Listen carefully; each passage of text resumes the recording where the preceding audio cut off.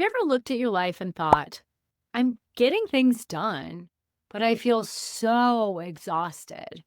And you probably know you should slow down, but have no idea how to do that with everything that's on your plate and all the people that rely on you. On the outside, everything looks fine, but on the inside, something feels off. Today, I want to talk about a kind of burnout I see all the time in ADHD women, a silent burnout that doesn't look like falling apart. It looks like functioning. It looks like productivity. It looks like being the reliable one. And that's exactly why it's so easy to miss.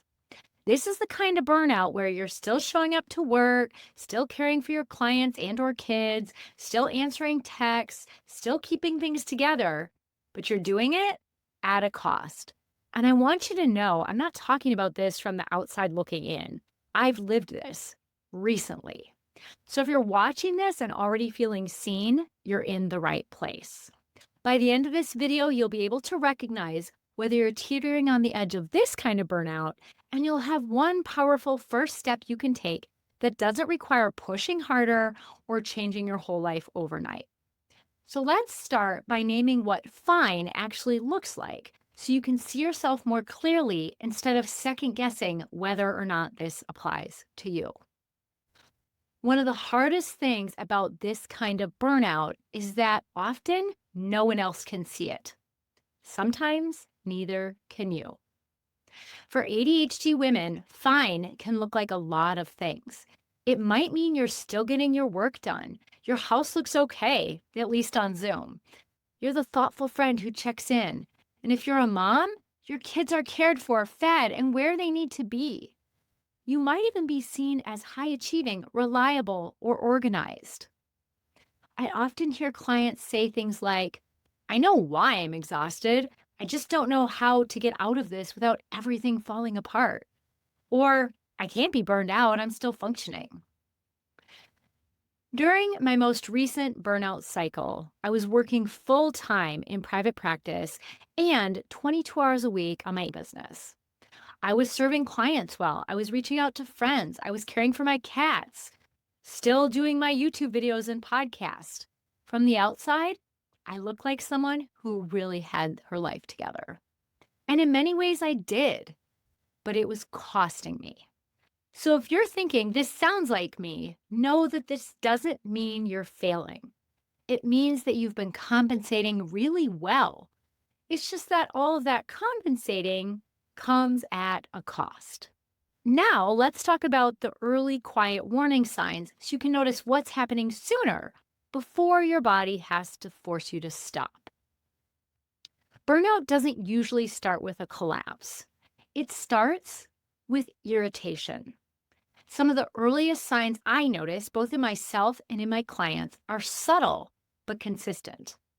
More irritability, more impatience, snapping more easily, especially with people you love. And then later, feeling bad about it.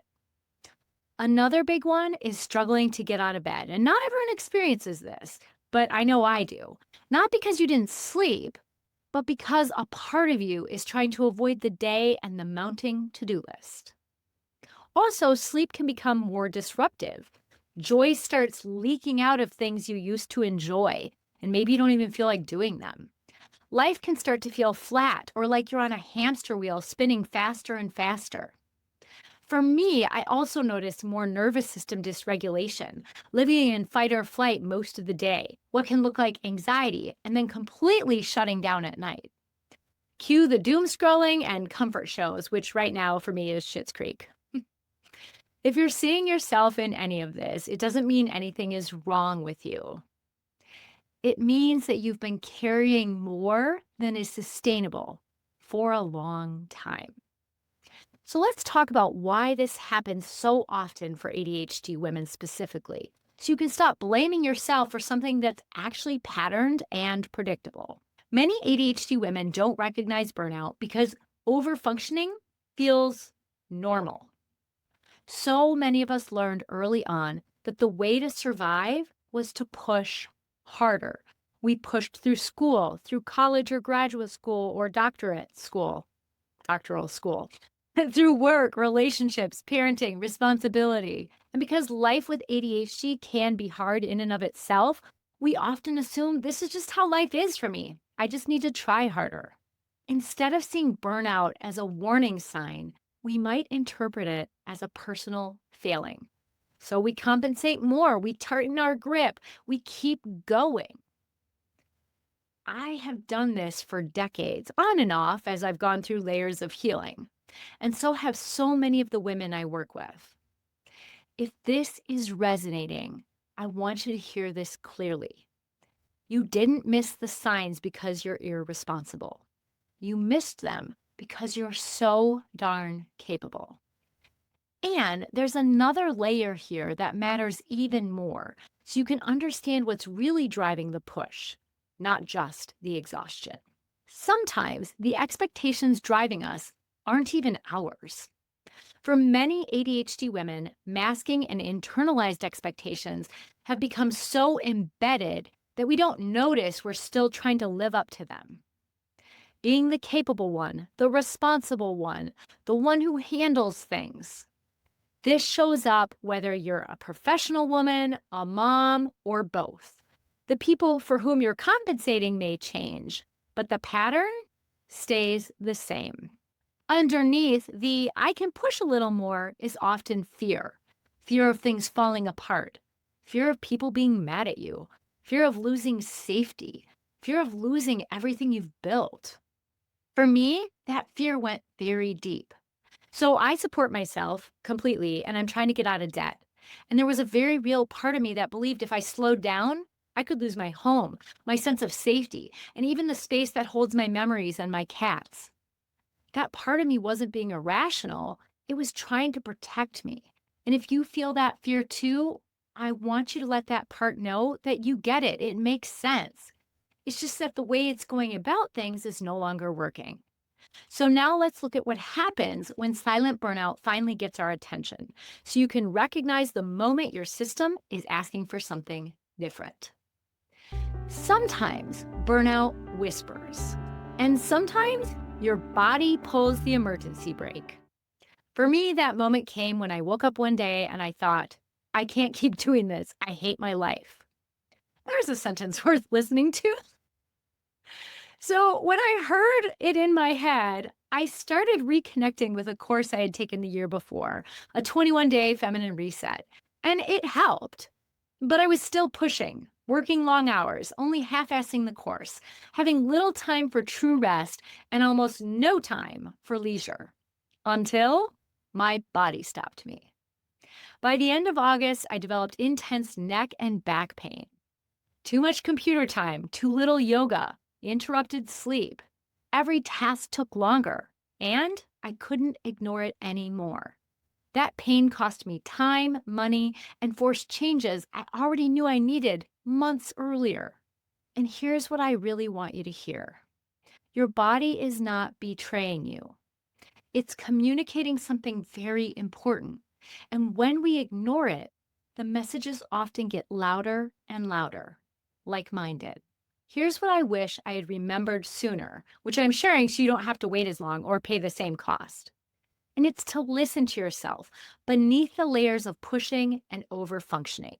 And I'm not saying that's easy, so we're going to talk about it. But first, burnout often isn't about not knowing what to do. Because oftentimes women come to me, they're feeling teetering on the edge of burnout and they know what to do. It's about being disconnected from self with a capital S, that individual drop of universal consciousness that resides within all of us, the one that never dies, that is always calm and clear and compassionate and curious, creative and courageous, that kind of energy. For decades, I deeply believed this truth. Everything always works out one way or another, and no matter what happens, I can handle it. And a big part of this is recognizing that everything in life is an opportunity for learning and growth, especially the challenges. During this time, this belief didn't disappear. I just couldn't access it while I was living from fearful parts. When we're operating from fear based protectors, We lose access to self or self energy, that clarity, trust, and perspective. And slowing down feels dangerous instead of wise. If you can't access that highest self right now or have no idea what I'm talking about, that doesn't mean it's gone or has never been there. It means that you need some safety first. So before we talk about doing anything, let's talking about how to meet this moment with compassion so that slowing down doesn't feel like another threat. If slowing down feels scary, that doesn't mean it's wrong. The most important thing I want you to hear is this: silent burnout is not a failure, it's an adaptive response. Parts of you learned that pushing kept you safe. So instead of forcing yourself to rest, try getting curious. Ask, what is the fear about? What is this part trying to protect you from? Can you let another part of you, the adult you, the grounded you, be present too? Maybe even your self energy if you have access to it. This work doesn't require pushing anything away.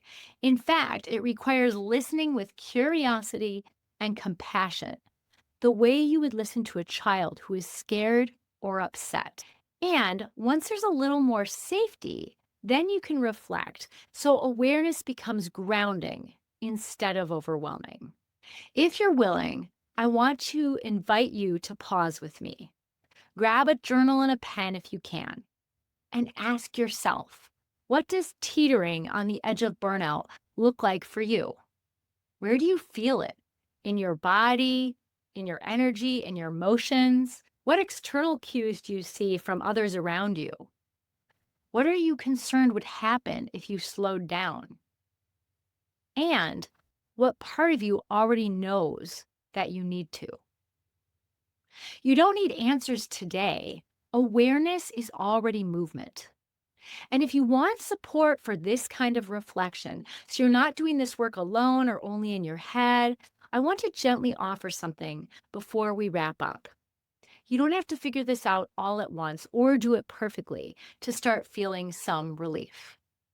If you're feeling ready to explore this more deeply, but not ready for one on one coaching, you're welcome to check out my journal book experience. It's designed to help ADHD women slow down safely, reconnect with themselves, and untangle the patterns that can lead to burnout. There's no pressure, just support, if and when you're ready. And if this video helped you feel seen, even a little, then it did what it's meant to do. You're not broken, you're not behind, and you don't have to push your way out of this. You've got this.